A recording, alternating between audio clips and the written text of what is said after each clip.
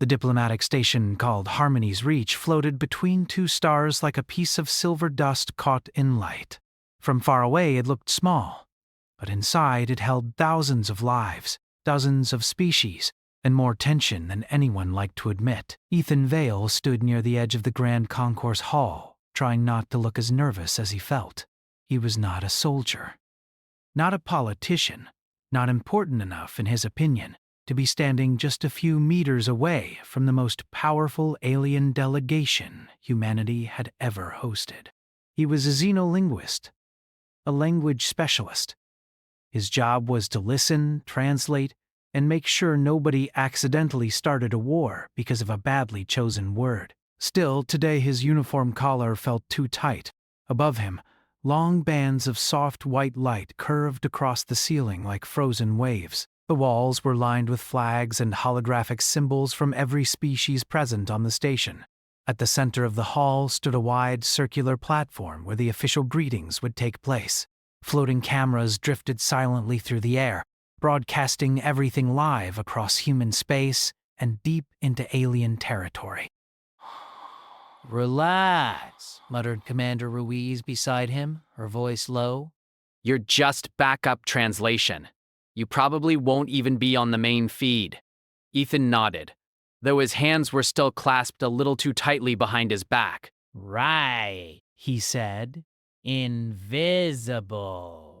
"That's me!"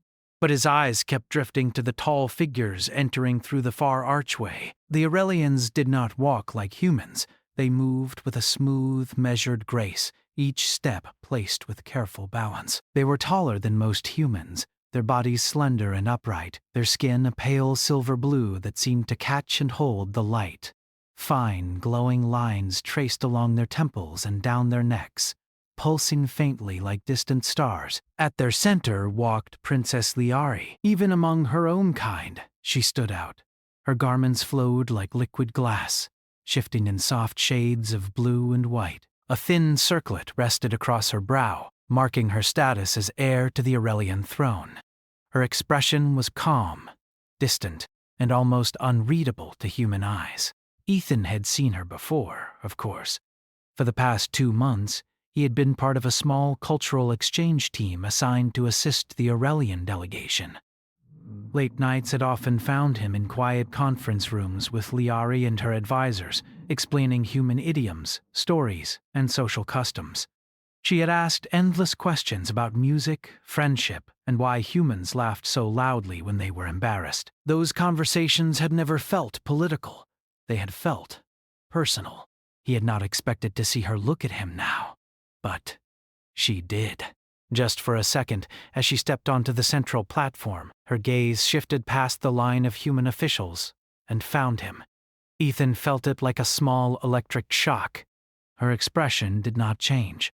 Aurelian faces rarely showed emotion the way human faces did, but the faint glow along the lines at her temples brightened, just slightly. Then the formal greetings began. Speeches flowed back and forth. Carefully practiced phrases about cooperation, shared futures, and peaceful trade echoed through the hall. Translators worked in soft murmurs. Cameras hovered closer. Ethan focused on his tablet, following the Aurelian High Chancellor's words and preparing backup translations just in case. Everything was smooth, predictable, safe. Then Princess Liari stepped forward out of turn. At first, Ethan thought it was planned, maybe a ceremonial gesture. But the Chancellor paused mid-sentence, his glow flickering in surprise. A human ambassador glanced sideways, confused. Liari walked past the central podium. She walked past the front row of human diplomats. She walked straight toward the outer ring of staff and support personnel, toward Ethan. His brain refused to understand what was happening. There were security officers on both sides, human and Aurelian. None of them moved at first, clearly assuming this was part of the ceremony. Yari stopped right in front of him. Up close, she was even taller than he remembered. Her eyes, a deep, luminous violet, held his with quiet intensity. "Princess," he said under his breath, forgetting titles, forgetting cameras, forgetting everything. Before anyone could react, She reached out and took his hand. Aurelian's skin was warm, warmer than a human's. The contact sent a strange, steady calm through him, cutting through his panic like sunlight through fog. The hall had gone completely silent. Liari turned, still holding Ethan's hand, and faced the gathered leaders and floating cameras. When she spoke, her voice was soft but carried easily, assisted by the station's systems. "This human," she said, "carries the other half of my child." The words hung in the air. For a long moment, no one moved. No one breathed. Then the noise hit. Human voices burst into confused whispers. Aurelian lights flickered in sharp pulses of shock.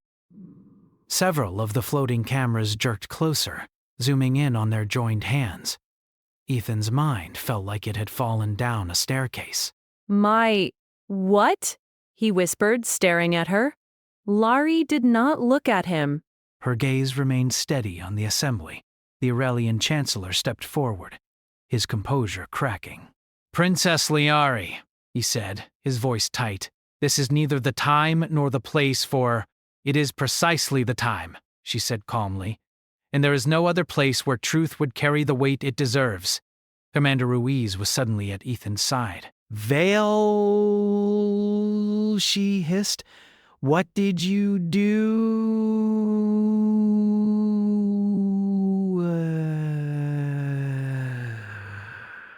"I swear I don't." He stopped as Liari finally looked down at him. There was no accusation in her expression, no manipulation that he could see, only certainty. "You know I would not speak falsely," she said quietly. That was true. In all their weeks of conversation, she had never lied. Not once. "But this isn't possible," Ethan said, his voice shaking. We didn't. "I am aware of human reproductive requirements," she said gently. That only made his face burn hotter. The Chancellor turned to the Aurelian science attachés who were already tapping at floating interfaces, their glows flashing in rapid patterns as they scanned Liari from a distance. Human officials were doing the same. Medical officers pushed forward, arguing with security. The calm ceremony had dissolved into controlled chaos. "Princess," the Chancellor said after a tense minute, "you are claiming gestation?" "I am," she replied.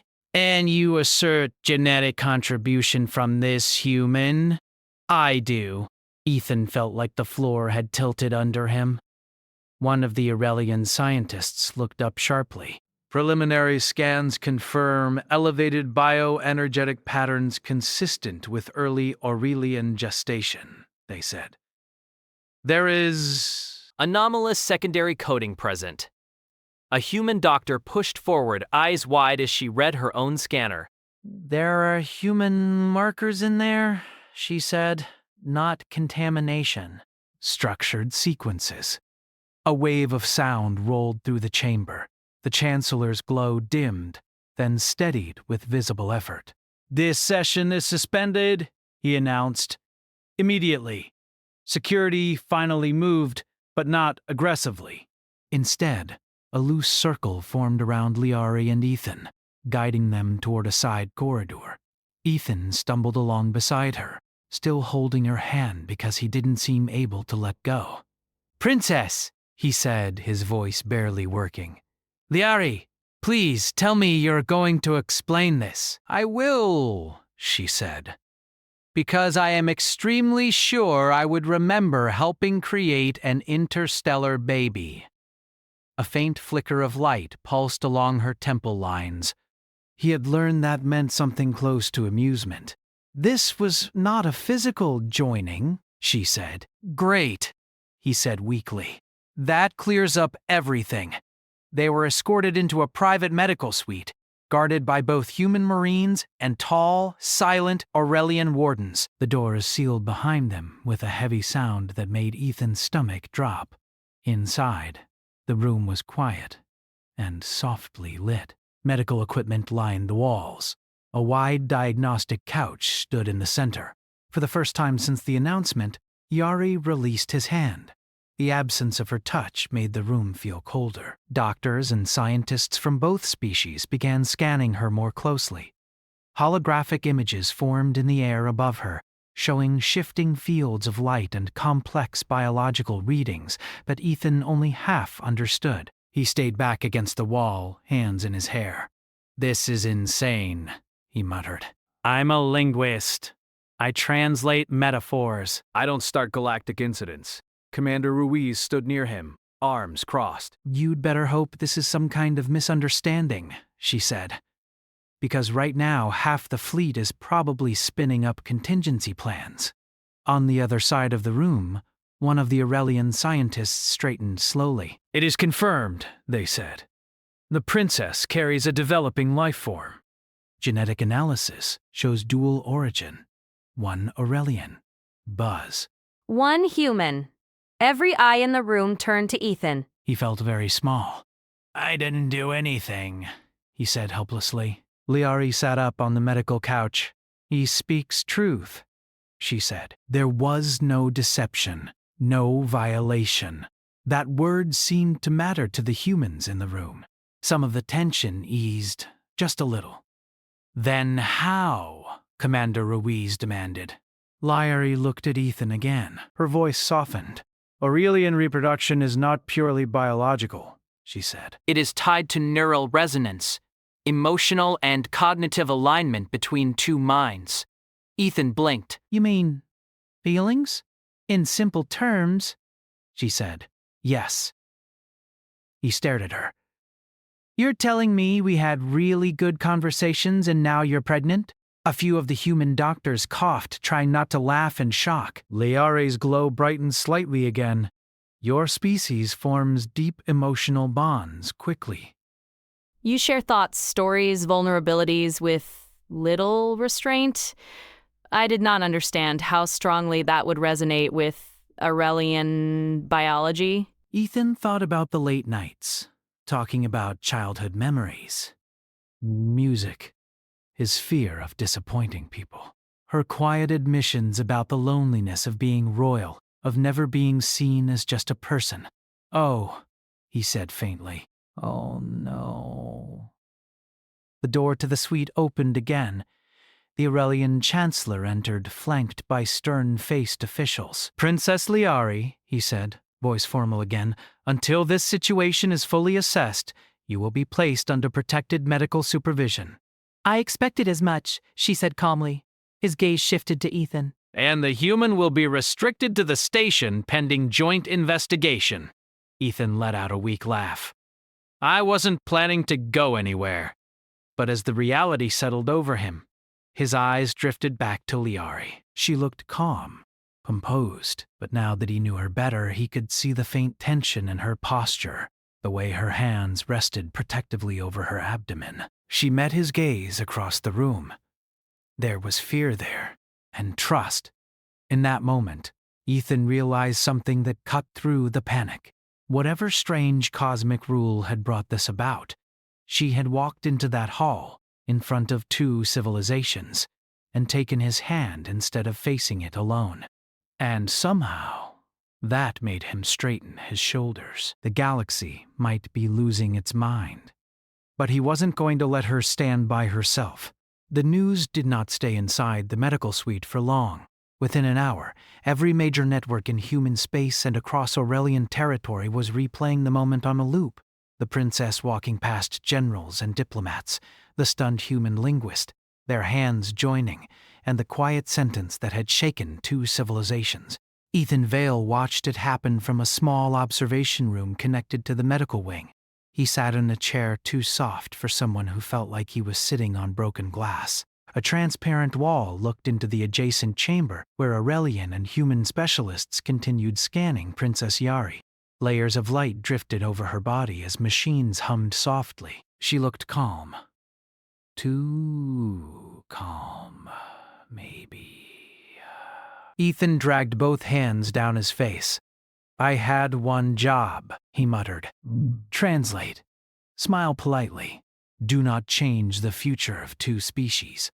Commander Ruiz stood near the door, arms crossed, watching him instead of the princess. Do you still think this is funny? No, he said. If I start laughing now, I might not stop. The door slid open, and a man in a dark civilian suit stepped in, followed by a woman in a military uniform with no visible rank markings. That alone told Ethan they were high up the chain. "Ethan Vale?" the man asked. He stood automatically. "Yes, sir. I'm Director Halden, Human Diplomatic Security." This is Admiral Cho, Strategic Command Liaison. Ethan blinked. I thought this was a biology problem. It stopped being just biology the moment half the Aurelian royal line got involved, Admiral Cho said. They didn't sit. Halden tapped a control on the wall and the observation glass dimmed slightly, muting the view of Liari while projecting a privacy field. We need a full account of your relationship with the princess, Halden said. Every meeting. Every conversation. Every moment alone. Every moment alone.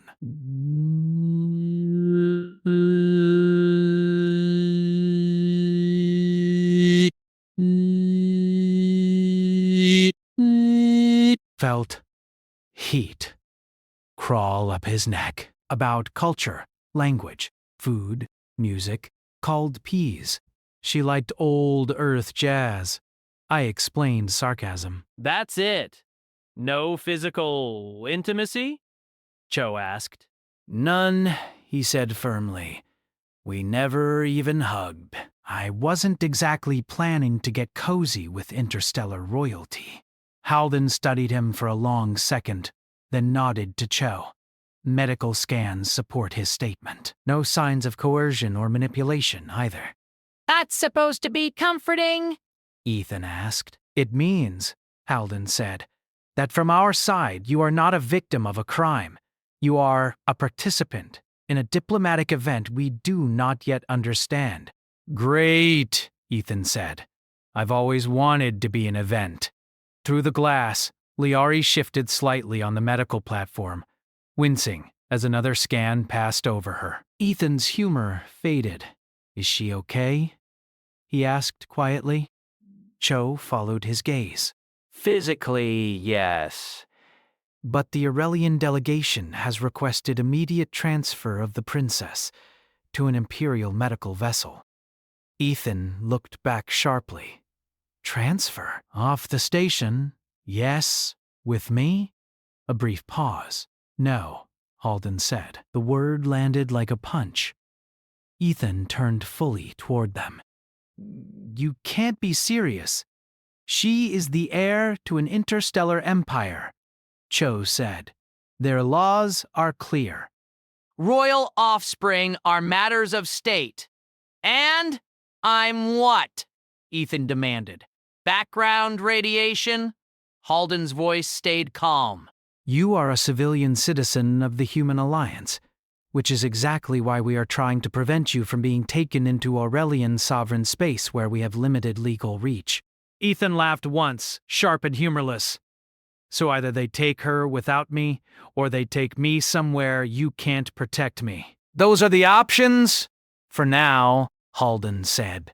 Ethan looked through the glass again. Liari's eyes were closed, but her hand rested lightly over her abdomen. She didn't go public to be separated, he said. Joe's expression softened just a little.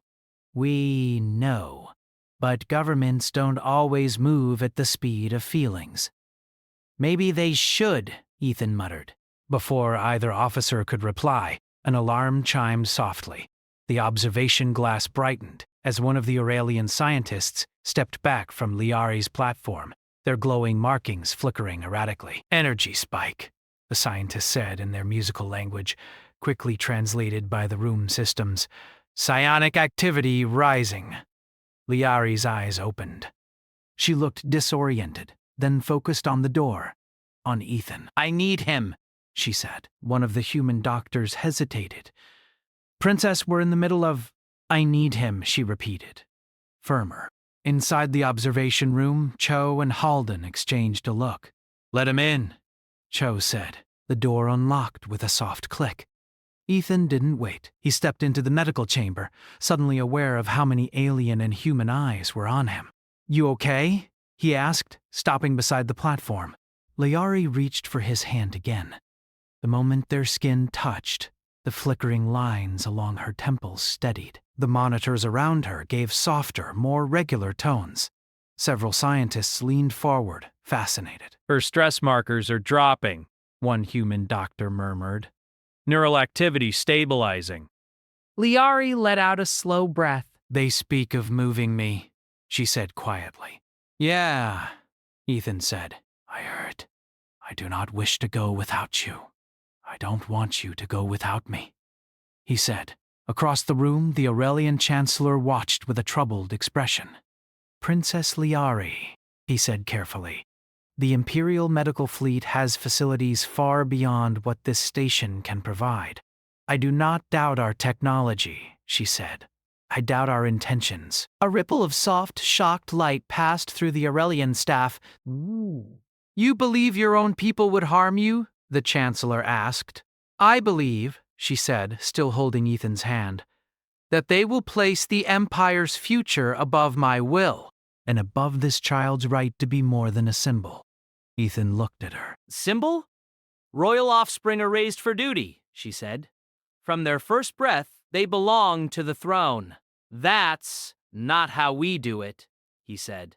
"I know," she said. "That is why I spoke publicly. Once the galaxy witnesses a bond, it becomes harder to erase." Halden stepped into the room now, unable to stay out. "Princess, are you formally requesting that Ethan Vale remain involved in all medical and legal decisions regarding this pregnancy?" "Yes," she said without hesitation, as the other parent. Every human in the room straightened at that word, parent. Halden nodded slowly. "Then the Human Alliance will assert his parental interest under interspecies family protections." The Chancellor's glow dimmed. "Those accords were never meant to apply to imperial succession. Maybe they should have been," Cho said from the doorway. Tension thickened the air. Liari squeezed Ethan's hand. You see why they are afraid, she murmured to him. Not of you. "Of change." "I'm pretty sure some of them are also afraid of me," he said, a faint pulse of light at her temples again. You are very small to inspire such fear. Hey, hours passed in negotiations. Ethan stayed by Liari's side while officials argued in nearby chambers. Legal teams pulled up ancient treaties. Medical experts debated whether moving her would cause stress to the developing hybrid life. Every time talk of transfer came up, her psionic readings spiked again, until Ethan took her hand and they settled. Eventually, even the Aurelian scientists had to admit the pattern. "Separation increases instability," one of them said reluctantly. "The human's presence has measurable regulatory effect." "So," Ruiz muttered from the back of the room, "he's an emotional support human." Ethan gave her a tired look. "I'm putting that on my resume." Late in the station's artificial night cycle, a temporary decision was reached. Princess Liari would remain on Harmony's reach under joint human-Aurelian medical supervision. Ethan Vale would not be detained, but he also would not be allowed to leave the station. When Halden told him, Ethan just nodded. "I wasn't planning a vacation anyway." When the room finally emptied a little, leaving only a few quiet monitors and distant guards, Liari looked at him. "You are very calm," she said. "I am absolutely not calm," he replied.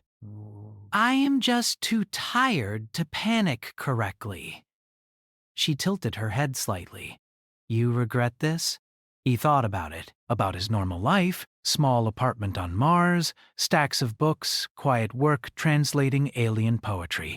Then he looked at her, at the faint glow under her skin, at the idea that somewhere in the middle of all this fear was a new life that existed because two people from different stars had shared honest conversations. "No," he said softly.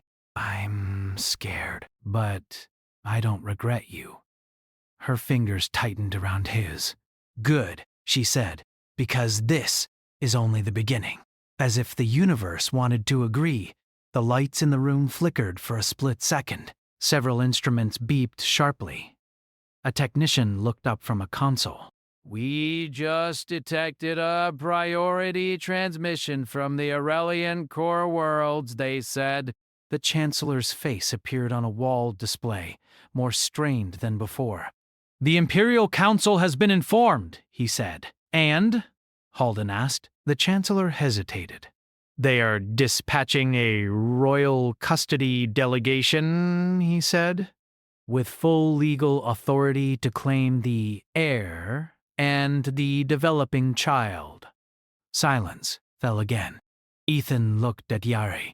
They're coming to take you? He said. Yes, she said. Her hand did not let go of his. And this time, she added quietly, they will not ask. The days after the announcement did not feel real to Ethan Vale. Harmony's Reach had always been busy, full of traders, diplomats, and travelers moving between stars. Now it felt like the center of a storm. News drones hovered in every public corridor. Analysts argued on screens in every lounge. Words like custody, sovereignty, and hybrid air spread through the station like a new kind of weather. Ethan saw almost none of it in person. Security protocols tightened overnight. He was moved into a secure residential wing close to the medical sector, where Princess Liari was being monitored. 2 human marines and 2 silent Aurelian wardens stood outside his door at all times. He could walk the nearby halls, but never alone. He had never felt so important. He had also never felt so powerless. One morning cycle, he stood by a wide observation window that looked out over the curve of the station. A bright gas giant filled half the view, its clouds swirling in slow motion. Behind him, the door slid open. You missed breakfast, Commander Ruiz said, stepping inside with a tray. I wasn't hungry, he said. She set the tray down anyway. You need to eat. You're no good to anyone if you pass out during an interstellar custody hearing. That's my new job title, right? He said. Professional potential parent. Ruiz leaned against the wall. You holding up? Ethan watched a cargo shuttle drift past the station. I keep thinking they're going to come in here and tell me this was all a mistake. Some weird scan error.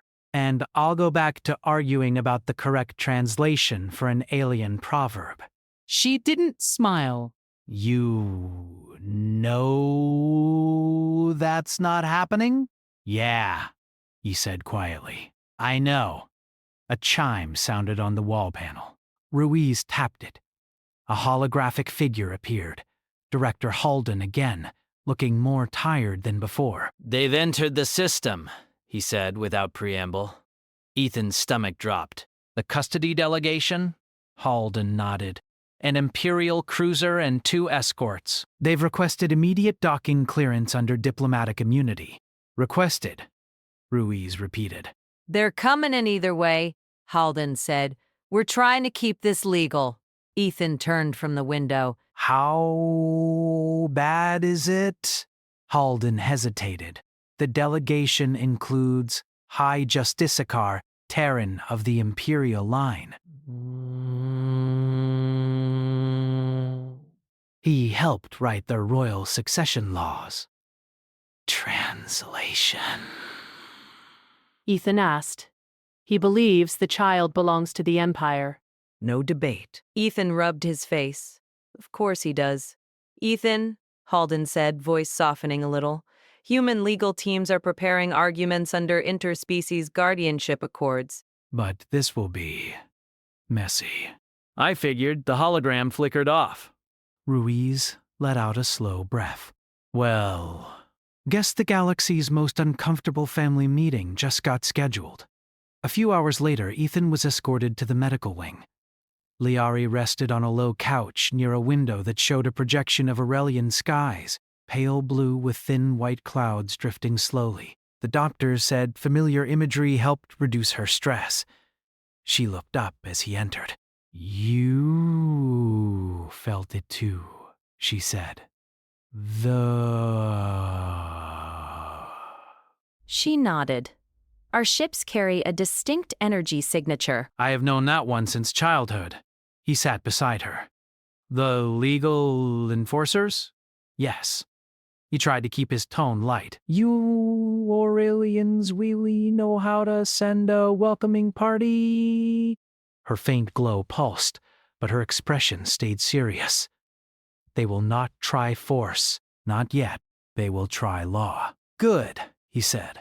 Humans love arguing about law. We practically made a sport out of it. She studied his face. You are afraid. Absolutely, he said. But I'm also stubborn. It's a common human survival trait. One of the Aurelian physicians approached. Princess, your neural readings are elevated again. Liari reached for Ethan's hand without looking away from him. The contact steadied her glow. The physician watched with open fascination. The resonance effect remains strong. Yeah, Ethan muttered. I'm basically a biological stress ball. The doors at the far end of the medical suite opened. A group of tall Aurelian officials entered, their garments darker and more rigid than the flowing styles of Liari's usual attendants. At their center walked an older Aurelian with sharper features and brighter, harder lines of light along his skin. Hi, Justicar Terran. His gaze went first to Liari, then to Ethan, then to their joined hands. Princess Liari, he said, voice smooth and cool. You appear comfortable. I am under medical care, she replied evenly. With a human civilian holding your hand. Yes.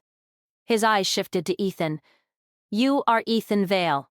Unfortunately for everyone involved, yes, Ethan said. A few of the human staff tried not to react. Ruiz, standing near the wall, pinched the bridge of her nose. Terran stepped closer. You understand the gravity of the claim made in the Grand Concourse. I'm starting to, Ethan said. The being Princess Liari carries is heir to the Aurelian continuum, Terran said. That child's existence affects billions of lives. Ethan glanced at Liari, then back at Terran. And also maybe just one life at a time? Terran ignored the comment. Under imperial law, all royal offspring are wards of the state from conception. Under human law, Halden said as he entered behind the Justicar, a child has two legal parents unless one is proven unfit. Terran turned slowly. Your laws do not bind the Empire. Neither do yours bind us. That's why we have treaties. Terran's glow brightened sharply for a second. The Aurelian version of irritation. This situation was never anticipated when those treaties were written, he said. Funny, Ethan said, because that's when laws usually matter most, when something new happens. Liari squeezed his hand, a silent warning not to push too far. Terran faced her again. Princess, the Council has prepared a secure environment on our flagship. You will receive the best care in the Empire. And my child, she asked, will be raised in accordance with royal protocol. And the father, she pressed. A pause. The human's involvement will be evaluated. Ethan barked a laugh. Evaluated? I'm not a job applicant. You are biologically relevant, Terran said. That does not automatically grant you status. Liari's glow flared brighter and several instruments beeped. Ethan tightened his grip on her hand. Easy, he murmured. Breathe. Her light slowly steadied. Terran watched the readings with clear discomfort. Your condition destabilizes when separated from him. Yes, she said, because I am not a vessel. I am a person under stress. Halden stepped forward. Any forced transfer that causes medical harm would violate joint care agreements. We have the data. Terran's jaw tightened. You would use her own instability to deny proper Imperial oversight? Ethan looked up at him. You keep talking like she's a container with a crown. Silence fell hard. You forget your place, human, Taryn said softly. Probably, Ethan admitted. I'm new to galactic politics. But where I come from, if someone's about to be a parent, they usually get a say. Liari turned her head slightly toward Taryn. I will not leave without him. You would defy the council? I would protect my child, she said, from being born into a cage of duty without choice. Something flickered in Taryn's expression. Not agreement, but the shadow of understanding. Then it was gone. This discussion will continue in formal session, he said. Be prepared to present yourselves before a joint tribunal. He turned and left, his delegation following like a dark tide. The room felt lighter after they were gone, but the relief was thin. Ethan let out a long breath. He really hates me. He fears what you represent, Liari said, which is change he cannot control. Later, as station lights dimmed for night cycle, Ethan sat alone in a small lounge outside Liari's room. A muted newsfeed played on the wall. Human commentators argued about parental rights and interspecies ethics. Aurelian analysts spoke in more measured tones, but even through translation their unease was clear. A headline scrolled across the bottom of the screen. Hybrid royal pregnancy sparks protests on 3 Aurelian worlds. Ethan stared at it. Protests, he murmured. Ruiz dropped into the chair beside him. Turns out not everyone in a centuries-old empire loves the idea of tradition being rewritten by a human linguist. I didn't ask for this, he said. Yeah, she said. But you showed up when it mattered. That counts. He looked through the glass at Liari sleeping, soft light tracing her features. I don't even know how to be part of this, he admitted. I'm not a leader. I'm not brave like soldiers. I just talk. Ruiz followed his gaze. You talk to her like she was a person, not a title.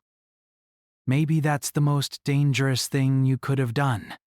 He huffed a quiet laugh. Weaponized empathy.